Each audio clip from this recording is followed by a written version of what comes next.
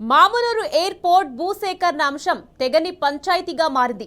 ప్రభుత్వం ఇచ్చే పరిహారం తమకు సరిపోదని, గిట్టుబాటు ధరకే భూములను ఇస్తామని రైతులు తేల్చి చెప్తున్నారు. తమ న్యాయపరమైన డిమాండ్లు పరిష్కరించాలని గుంటూరుపల్లి, నక్కలపల్లి, గాడిపల్లి రైతులు గతంలో ఆందోళన చేశారు. ప్రభుత్వం వారితో చర్చలు జరిపి ఎకరానికి 1.20 కోట్ల ధర నిర్ణయించినట్లు ప్రకటన విడుదల చేసింది. తమకు ఎకరానికి 1.20 కోట్లు సరిపోవని బాధిత రైతులు తెగేసి చెప్తున్నారు. మా భూముల్లో వ్యవసాయం చేయొద్దని నోటీసులు ఎలా ఇస్తారని రైతులు అధికారులను ప్రశ్నించారు.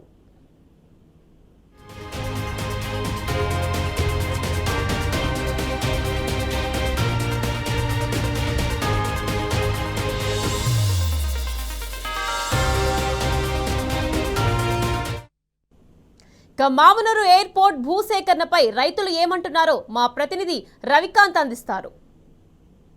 ఎయిర్పోర్టుకు సంబంధించిన భూముల సేకరణకు సంబంధించిన అంశం తెగని పంచాయతీగానే మిగిలిపోతున్న సందర్భం మనకు కనిపిస్తూ ఉంది. మామునూరు ఎయిర్పోర్ట్ కోసం సుమారు 950 ఎకరాలకు సంబంధించిన భూమి అవసరం ఉండగా ఇప్పటికే ఎయిర్పోర్టుకు సంబంధించిన అథారిటీ పరిధిలో 696 ఎకరాలు వాళ్ళ ఆధీనంలో ఉంది. ప్రస్తుతం గుంటూరుపల్లి, నక్కలపల్లి, గాడిపల్లికి సంబంధించిన గ్రామాల పరిధిలో ఉన్నటువంటి రైతాంగం నుంచి 253 ఎకరాలకు సంబంధించిన భూసేకరణ చేసే ప్రక్రియ గత 5-6 నెలల నుంచి కొనసాగుతున్న సందర్భం. గతంలో భూములకు సంబంధించిన వాల్యూ విషయంలో, విలువ విషయంలో తక్కువ కట్టిస్తున్నటువంటి అంశంలో ఇక్కడ ఉన్నటువంటి రైతులంతా కూడా ఆందోళన వ్యక్తం చేశారు. ఆ తర్వాత పలుమార్లు ప్రభుత్వం తరఫున యంత్రాంగం అంతా, జిల్లా యంత్రాంగం అంతా చర్చలు సాగించిన పరిస్థితి. ప్రస్తుతం మనం గుంటూరుపల్లికి సంబంధించిన రైతాంగంతో ఉన్నాము. మీ సమస్య ఏంటి? ప్రధానంగా ఇటీవల కాలంలో నోటీసులు కూడా వచ్చాయని తెలుస్తూ ఉంది. నోటీసులకు సంబంధించి ఏం చెప్తారు? ధర విషయంలో మీరు ప్రభుత్వంతో ఎట్లాంటి చర్చలు జరిపారు? ఆ ధర విషయంలో మీరు మీ సమ్మతి తెలియజేశారా? ధర విషయంలో 6 లక్షలు, 40 లక్షలు అని చెప్తున్నారు. మాకు పడదల లేదు, మేము ఇవ్వలేము. బయట 3 కోట్ల నుంచి 2 కోట్లకు పైన పోతుంది. అయినా మాకు మినిమం 2 కోట్లని ఇస్తే కొద్దిగా పడదలు ఉండదని మా ఆలోచనతో మేము ఉన్నాము. మేము పాస్బుక్లు కానీ ఏది కానీ ఇవ్వలేదు. ఇంత మట్టికి మాకు ధరైన న్యాయం జరగలేదు కాబట్టి మేము ఇచ్చే అవకాశాలు లేదు. మా ల్యాండ్ ఇప్పుడు మీ ఈ భూములు ఇంకా సేకరణ పూర్తిగా జరగలేదు. ధర విషయంలో ఇంకా చర్చలే జరుగుతూ ఉన్నాయి. ఏదైతే 11 సబ్ క్లాస్ 1 అని ఒక సెక్షన్ తీసుకొచ్చి మీ భూములు మాకు వెంటనే ఇచ్చేయాలి, దాంట్లో ఈ వానాకాలం పంట కూడా వేయద్దని నోటీసులు వచ్చాయి. ఎట్లా చూస్తున్నారు? నోటీసులు ఇచ్చారు, పంట కూడా వేయద్దని. మేము ఆల్రెడీ నార్లు పోసినాము, నాటు వేస్తాము. వాళ్ళు మేము ఇవ్వలేము భూములు ఈ రేటుకి. మాకు ఇక్కడ కూడా భూమి దొరుకుతలేదు, మేము ఇవ్వలేము భూమి. ఇట్టి పరిస్థితిలో భూమి ఇచ్చేదే లేదు. మా తాతలు సంపాదించిన ఆస్తి ఇది. దాన్ని పట్టుకొని మేము బతుకు తెరువు చేసుకుంటున్నాం ఈడ. కానీ ఈలోపు మేము ఈ ఆస్తి ఇస్తే మనకి ఎక్కడ మాకు ల్యాండ్ దొరకదు. మొట్టమొదట 6 లక్షలుగా చెప్పారు వాళ్ళు. 6 లక్షల నుంచి 18 లక్షలు అన్నారు. ఆ తర్వాత పెరుగుతూ ఇప్పుడు జనరల్ ఏమో 65 లక్షలుగా చెప్పారు. 1,20,00,000 కాన్సెంట్గా చెప్పారు. ఇక్కడ ఏంటంటే ప్రధానంగా ఇది కార్పొరేషన్లో ఉంది. 17వ డివిజన్ కార్పొరేటర్ ఉన్నాడు. ఇక్కడ గజాల్లో పోతున్నది. ఇక్కడ ఈ పరిహారం లెక్క కట్టే విషయంలో, క్యాలిక్యులేషన్లో మాకు తీవ్రమైనటువంటి అన్యాయం జరుగుతున్నది. ఎట్లా అంటే ఒక 15 ఏళ్ల నుంచి బ్లాక్ అయి ఉంది. రిజిస్ట్రేషన్ వాల్యూ బ్లాక్గా ఉంది. ఎందుకుంది? గవర్నమెంట్ పెంచాల్సి ఉండే, చుట్టుపక్కల ప్రపోర్షనేట్గా పెరిగింది. ఇక్కడ మాత్రం పెరగలేదు. ఆ పెరిగిన ప్రపోర్షనేట్ ప్రకారంగా మాకు కనుక అట్లా లెక్క కట్టేది ఉంటే మాకు కనీసము తక్కువలో తక్కువ 2 కోట్ల పైనే వస్తుంది. ఇక్కడ గజాల్లో పోతున్నది. అది మేము చెప్పదలుచుకున్నటువంటి అంశం. అధికారులకు చెప్పాము, ప్రజాప్రతినిధులకు చెప్పాము, అందరి దగ్గర తిరిగాము, ప్రతి ఒక్కరికి చెప్తున్నాము. ఇప్పటికి కూడా మేము అధికారులకు కానీ మా ప్రజాప్రతినిధులకు కానీ మేము కోరేది ఒకటే, మీరు ఒక్కసారి రివ్యూ చేయండి, చూడండి, మీ ఉదారత ప్రదర్శించండి. ఇక్కడ చూడండి ఎట్లా ఉంది వాస్తవంగా. అక్కడ రేటు బ్లాక్ అయి ఉందా? ఉంటే ఎప్పటి నుంచి బ్లాక్ అయింది? ప్రపోర్షనేట్గా ఎంత పెరగాలి? మాకు మొట్టమొదటిగా చెప్పింది ఏంది? మార్కెట్ రేట్ ప్రకారం మేము ఇస్తామన్నారు. అందుకు మేము సంతోషంగా ఒప్పుకున్నాం. సర్వే కూడా మేము, ఎందుకంటే మాకు ఎయిర్పోర్ట్ చాలా ముఖ్యం వరంగల్కు.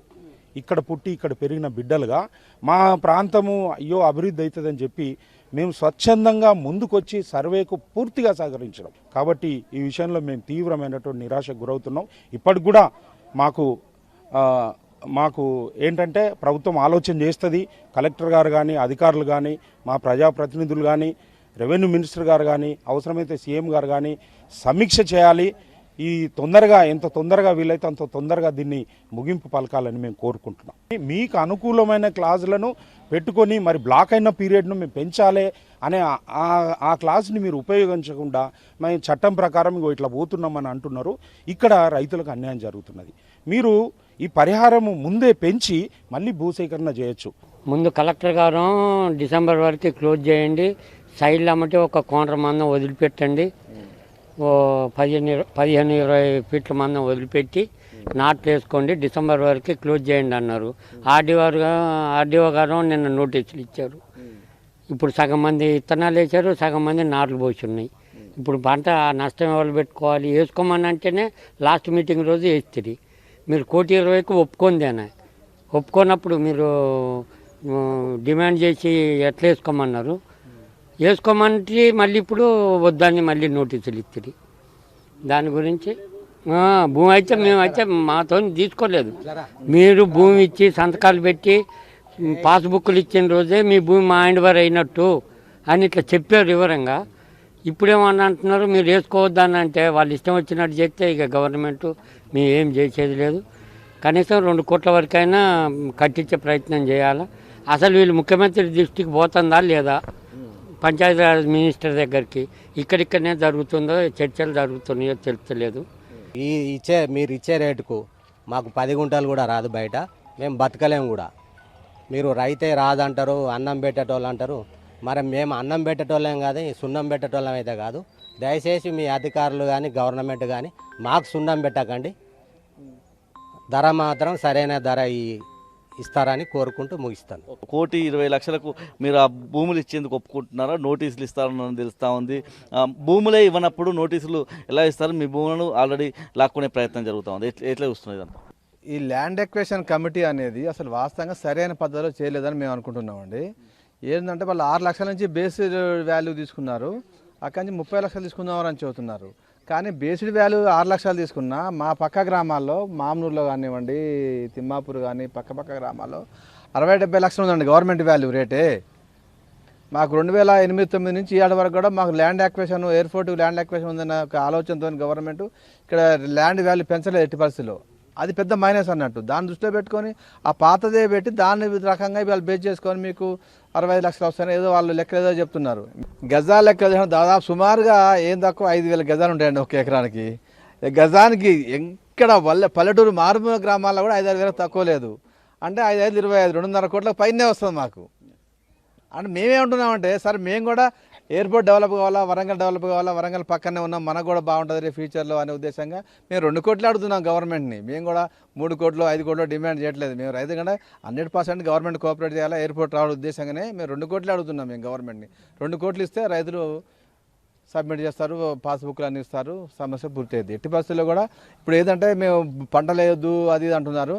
భూమే మాది, మా భూమికి వాళ్ళు ఎట్లాంటి పంట లేదంటే మాకు డబ్బులు ఏమి ఇవ్వలేదు కదా, అది గవర్నమెంట్ కూడా కరెక్ట్ కాదు. అది మా ఉద్దేశం. డిప్లిమ్స్ అంటే కార్పొరేషన్ పరిధిలో ఉండే భూములన్నీ గజాల లెక్కన గజాల చొప్పున అమ్ముతారు కాబట్టి ఒక ఎకరాన్ని గజాల రూపంలో మలచి ఆ ప్రకారంగా ఇస్తే న్యాయం జరుగుతుంది. అలా ఇచ్చినట్టయితే 2.5 నుంచి 3 కోట్ల వరకు ప్రభుత్వం ఇవ్వాల్సి ఉంటుంది. కాకపోతే మేము 2 కోట్ల వరకే ఎకరానికి సంబంధించి డిమాండ్ చేస్తూ ఉన్నాము. 1,20,00,000 ఏదైతే ప్రభుత్వం ఫైనల్గా జిల్లా యంత్రాంగం ఫైనల్గా చెప్పి ఇదే చివరి ధర అని చెప్పారో దానికి మేము తలొగ్గే ప్రసక్తి లేదన్నటువంటి అంశాన్ని గాడిపల్లి, నక్కలపల్లి, గుంటూరుపల్లికి సంబంధించిన రైతులు చెప్తా ఉన్నారు. చిన్న కమతాలకు సంబంధించిన ఎవరో కొంతమంది ఒప్పుకుంటే మేమందరం ఒప్పుకున్నట్టు కాదు అని చెప్పి వాళ్ళైతే తేల్చి చెప్తున్న సందర్భం కూడా మనకు కనిపిస్తూ ఉంది. కెమెరా పర్సన్ సంజీవ్తో రవికాంత్, టీ న్యూస్, గుంటూరుపల్లి గ్రామం నుంచి.